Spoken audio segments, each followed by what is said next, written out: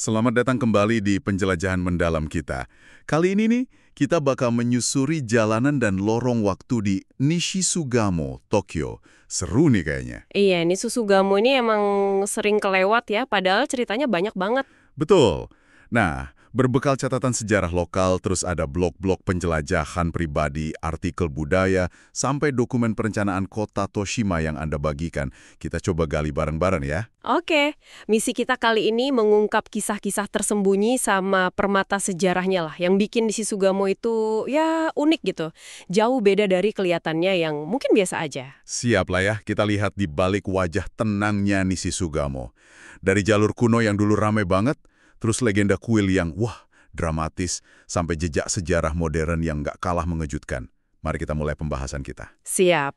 Kita awali dari fondasinya dulu ya, jalur kuno Nakasendo. Zaman Edo dulu, ini bukan cuma jalan biasa, tapi udah kayak urat nadi kehidupan lah ya. Betul sekali. Ekonomi, budaya, semua lewat situ. Meskipun ya, penanda jarak kayak Ichirizuka itu mungkin udah pada hilang, tapi denyutnya masih terasa kok. Dan Koshinzuka itu, namanya aja udah jadi saksi ya, kalau itu dulu tempat istirahat penting di jalur ini. Iya, benar. Jalur Nakasendo ini, yang sekarang sebagian besar jadi rute nasional 17, itu jadi tulang punggungnya area ini. Nah, yang menarik nih, tata letak jalan-jalan penting lain, kayak Sugamo Jizo Dori yang terkenal itu, Oh iya, Jizodori? ternyata banyak dipengaruhi sama aliran sungai-sungai purba, kayak Yabatagawa gitu. Sungai-sungai ini sekarang udah banyak yang jadi angkyo, saluran air bawah tanah gitu. Jadi jalur sungainya sekarang jadi jalan setapak atau jalan raya gitu ya? Betul. Jadi lekukan-lekukan jalan atau gang-gang sempit yang kita lihat sekarang itu bisa jadi ya jejak aliran sungai atau jalur pejalan kaki ratusan tahun lalu. Kayak baca peta waktu di lanskap modern lah. Wah, keren ya. Jadi bukan sekedar jalan biasa? Tepat. Dan kalau kita ngomongin titik awal keramaiannya, sumber Anda nyebutin area sekitar kuil Shinshoji. Itu rumah salah satu dari 6 Jizo Agung Edo. Katanya sih salah satu pemukiman tertua. Oh ya? Iya, berkembang jadi Monzenmachi, kota yang tumbuh di depan gerbang kuil. Koshinzuka sendiri, dengan catatan tugu peringatan Koshin pertama dari tahun 1502, itu nunjukin udah ada komunitas mapan di sana dari lama banget. Jadi tempat rehat penting antara Nihonbashi dan Itabashi di Nakasendo. Jadi kalau kita jalan-jalan di sana, sambil perhatiin kontur tanah atau tikungan jalan, itu bisa jadi ada bisikan dari masa lalu ya? Bisa jadi, bisa jadi. Oke, dari urat nadi fisik, kita pindah ke jantung spiritualnya nih. Nishisugamo kan terkenal banget sebagai Teramachi, kota kuil. Banyak kuil pindah ke sini dari pusat kota pas era Meiji sama Taisho. Nah, sumber-sumber Anda ini mengungkap cerita-cerita yang, wah, luar biasa di balik tembok kuil-kuil ini. Memang, relokasi ini bikin ada konsentrasi kuil yang unik banget di sini. Coba kita lihat beberapa yang paling menarik deh ceritanya. Misalnya Saihoji. Saihoji ya? Kenapa tuh? Kuil ini punya julukan Nagekomi Dera. Arti harfiahnya kuil tempat melempar masuk. Agak suram ya kedengerannya. Iya juga ya. Kenapa gitu? Julukan ini ngerujuk ke peran biksu pendirinya namanya Dotetsu. Nah, si Dotetsu ini dijuluki Dotetsu si tepi sungai. Soalnya lokasi asli kuilnya itu deket tanggul yang ke arah Yoshiwara, distrik lampu merah legendaris Edo itu loh. Oh, Yoshiwara. Terus kenapa jadi Nagekomi Dera? Karena Dotetsu ini dikenal welas asih banget. Sumber Andre cerita gimana dia tanpa pandang bulu, nguburin jenazah orang-orang terlantar, korban eksekusi, bahkan jenazah para yujo atau wanita penghibur dari Yoshiwara yang dulu seringkali dibuang gitu aja. Wah, tindakan kemanusiaan yang langka ya di zaman itu. Banget. Di area pemakamannya ada lentera perunggu tua, itu ada ukiran nama julukannya sebagai bukti. Dan disinilah cerita paling dramatisnya muncul ya. Di Saihoji ini juga ada makam Takaudayu. Katanya sih, Oiran, wanita penghibur kelas tertinggi paling legendaris di Yoshiwara. Betul. Dan makamnya persis di sebelah makam Dotetsu. Gila, ini kayak plot film aja ya. Kontras banget. Bener-bener kontras yang luar biasa kan? Seorang biksu ngurusin kaum terpinggirkan sebelahan sama Oiran yang konon tarifnya bisa buat hidup orang biasa setahun penuh. Takao yang dimakamin di sini dikenal sebagai Sendai Takao. Kenapa Sendai Takao? Karena dia ditebus sama Date Tsunamune, itu daimyo atau penguasa feodal dari Sendai. Cerita soal nasibnya ini macam-macam banget.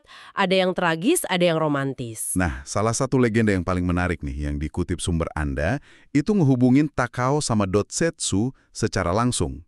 Bener nggak tuh? Katanya sih gitu, konon Takao jatuh cinta sama Dotsetsu pas Dotsetsu waktu itu masih samurai nyelinap ke rumah bordil buat nasehatin seorang daimyo biar nggak terlibat skandal. Wah, terus? Kejadian itu Dotsetsu jadi biksu, dan Takao dalam legenda ini minta dikubur di samping Dotsetsu. Mereka meninggal cuma selang beberapa hari katanya. Bener atau enggak, ya ini nunjukin narasi kuat yang ada di tempat ini. Luar biasa sih ceritanya. Terus ada detail visual menarik nih dari salah satu blog yang Anda bagikan. Patung Jizo untuk Dotetsu itu kelihatan gagah gitu, berwibawa. Sementara patung untuk Takao justru tampak sederhana banget, bahkan disebut jelek rupanya. Oh ya, aneh juga ya. Kenapa kira-kira? Nah itu dia, teka-teki tersendiri. Mungkin sengaja dibuat gitu ya, buat nekenin kesolehan Dotetsu dibanding kemasyhuran Takao. Ini jelas sesuatu yang bisa Anda amati sendiri kalau lagi berkunjung ke sana. Oke, dari kisah cinta dan welas asih, kita geser dikit ke nuansa yang lebih serem nih. Di Miyogyoji, kuil lain yang pindah ke Nishisugamo juga. Di sini ada makam Oiwa-san. Ah, Oiwa, tokoh sentral dari Yotsuya Kaidan.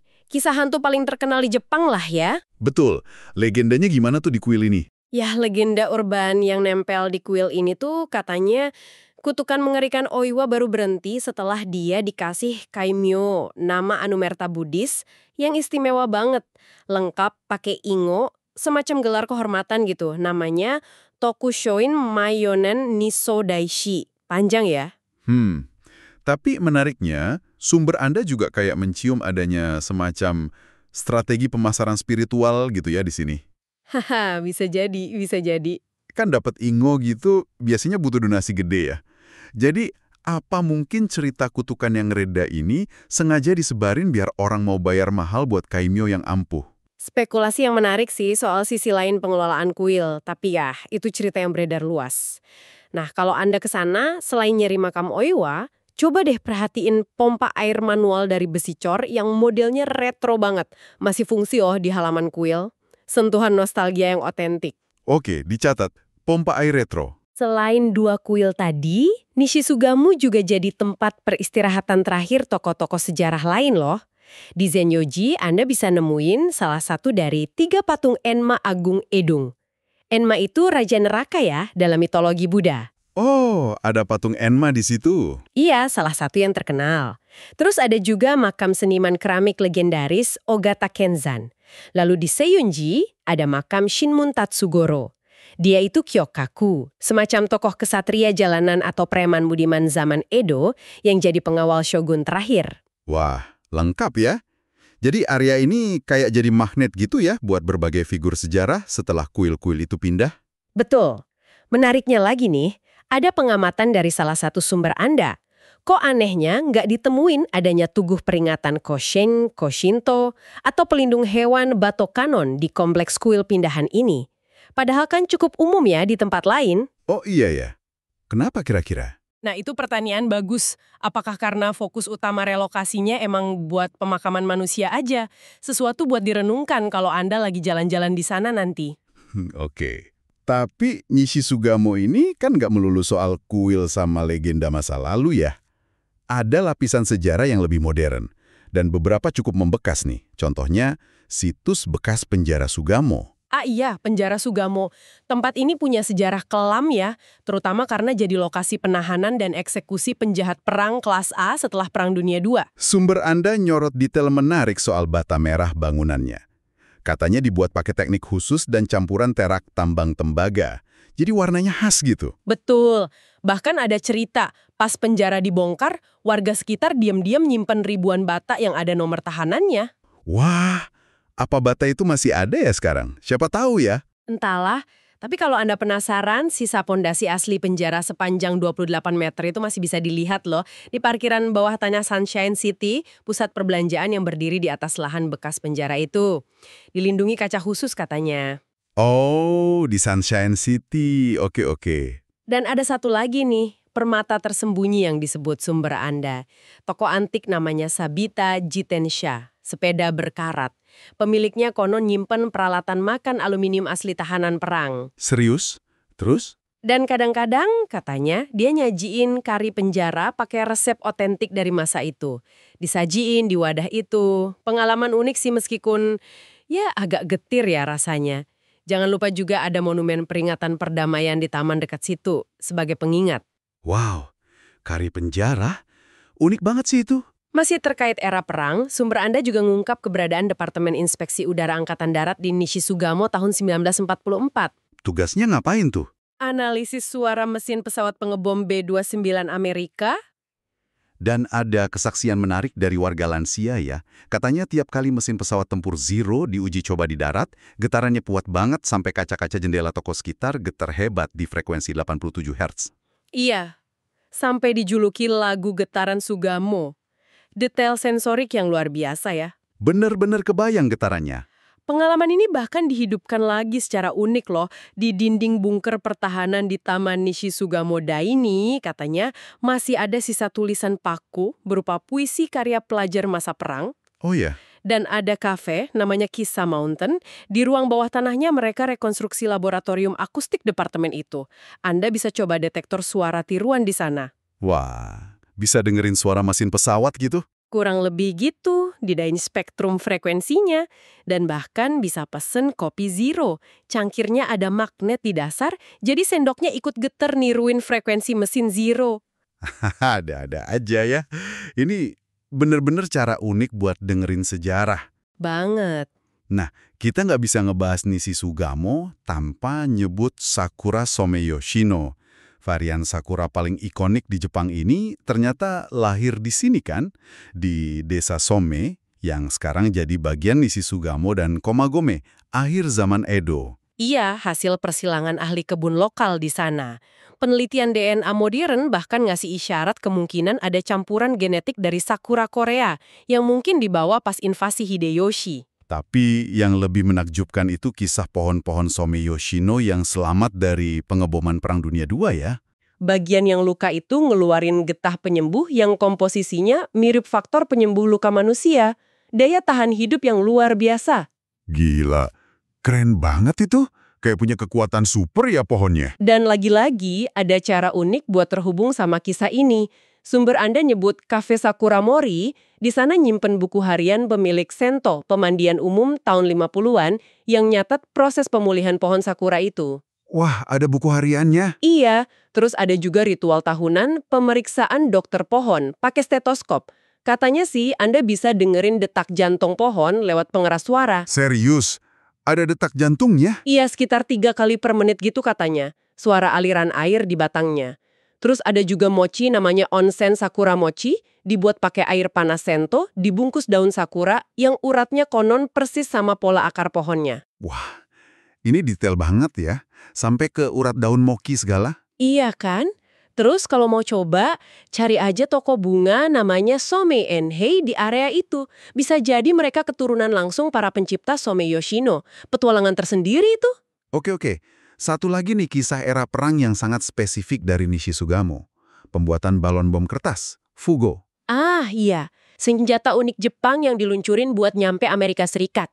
Sebagian balon ini dibuat sama para wanita di Nishisugamo pakai kertas washi super kuat. Yang mengharukan itu apa yang mereka lakuin setelah perang ya? Pakai sisa kertas washi itu, mereka bikin lentera memori. Betul. Dan di bagian tersembunyi lentera itu, mereka nulis puisi atau kode rahasia, ungkapan perasaan terpendam mereka waktu membuatnya. Semacam protes dalam diam gitu ya. Dalam banget ya maknanya. Nah, di tempat namanya Atelier Lentera Kertas, Anda bahkan bisa lihat sisa balon asli, terus amatin serat kertasnya pakai mikroskop. Bisa juga ikut workshop pakai replika kertas perang. Katanya kalau di Terawang, kelihatan ada jejak pewarna bunga renge. Itu simbol perdamaian yang diam-diam ditambahin sama para wanita itu. Wah, Pengingat sejarah yang sangat personal dan kuat ya ini. Banget. Dan terakhir nih, buat para pemburu detail sejati, ada tantangan dari sumber Anda. Nemuin tutup lubang got antik dari era sebelum Nishisugamo gabung sama Tokyo, pas masih jadi kota Nishisugamo. Oh iya, yang itu. Katanya ada satu yang tersisa ya, tersembunyi di tangga sempit dekat Sunshine City. Nah, itu dia. Tantangan buat Anda yang dengerin nih. Coba cari ya, kalau lagi di sana. Jadi setelah kita nyusurin berbagai lapisan sejarah ini, gimana sih wajah Nishisugamo hari ini? Sumber-sumber Anda, termasuk dokumen perencanaan kota, ngambarinya sebagai perpaduan yang menarik ya. Ada nuansa Buncho, area pendidikan, karena banyak institusi termasuk Universitas Taisho. Universitas Taisho sendiri punya bangunan unik ya, Kamodai Kanundo. Aula bentuk segi 8, interiornya spiral kayak cangkang keong sazae.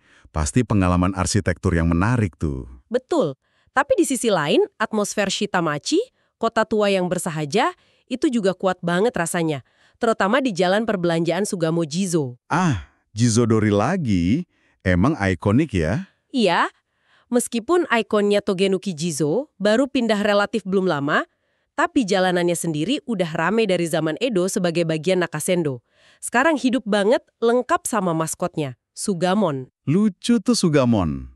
Terus jajanannya gimana? Nah, nyicipin jajanan kayak shiodai fuku, mochi asin manis itu, atau dango dari toko-toko tua di sana, itu bagian dari pengalaman lokal banget. Oke, wajib coba berarti ya. Secara fisik juga campuran. Ada area yang udah tertata rapi, hasil kukaku seiri, penataan ulang lahan pasca perang. Tapi ada juga area Mokumitsu, pemukiman padat rumah kayu dengan ganggang sempit warisan masa lalu. Ini nunjukin lapisan-lapisan pembangunan kotanya. Jadi kelihatan ya perkembangan kotanya dari waktu ke waktu. Iya, dan semangat komunitasnya juga kuat loh. Ada perjanjian Machizukuri, semacam kesepakatan swadaya antar pedagang buat jaga karakter area. Terus ada kolaborasi universitas sama toko lokal buat nanam bunga, sampai kafe-kafe retro di area perhimpunan pedagang Nishisugamo Shuekai yang katanya masih nyimpen atmosfer gotong royong pasca perang. Wah, komunikasinya solid ya kedengarannya. Itu semua nambah kehangatan Nishisugamo sih, ditambah lagi akses transportasinya gampang. Ada Toimita Line, dekat JR Yamanote, ada tram Toden Arakawa juga. Jadi, tempat tinggal yang menarik buat berbagai kalangan. Jadi, setelah penjelajahan kita melintasi waktu di Nishisugamo ini, apa ya benang merah yang bisa kita tarik dari sumber-sumber Anda? Nishisugamo ini kayak buku sejarah yang hidup ya. Lapisan-lapisannya dari jalur kuno, kuil dengan legenda manusiawi yang kompleks, bekas penjara, memori perang, sampai semangat komunitas modern itu nggak saling meniadakan, justru nyatu, bikin karakter tempat yang kaya dan otentik. Bener banget. Ini bukan sekedar tempat lewat gitu aja ya, tapi destinasi yang penuh narasi kalau kita mau lihat lebih dekat. Tepat. Setuju sekali. Begitu banyak kisah tak terduga yang tersembunyi di balik sudut jalan atau di dalam kuil tua. Jadi bikin kita mikir ya, misalnya gimana ya kelanjutan kisah 3.200 bata penjara Sugamo yang katanya disimpan warga itu? Beneran ada nggak ya? Di mana sekarang? Nah, itu misteri ya. Atau mungkin nelusurin lebih jauh soal keluarga Nihira atau Hosaka yang disebut sebagai pendiri desa di era Sengoku itu. Apa jejak mereka masih bisa ditemuin di Nishisugamo modern? Pertanyaan menarik buat digali lebih lanjut tuh. Oke deh, terima kasih banyak sudah menemani kami menyelami kekayaan cerita Nishisugamo ini. Sama-sama. Semoga Anda yang mendengarkan dapat banyak perspektif baru dan mungkin inspirasi buat penjelajahan Anda sendiri nanti. Sampai jumpa di pembahasan berikutnya ya.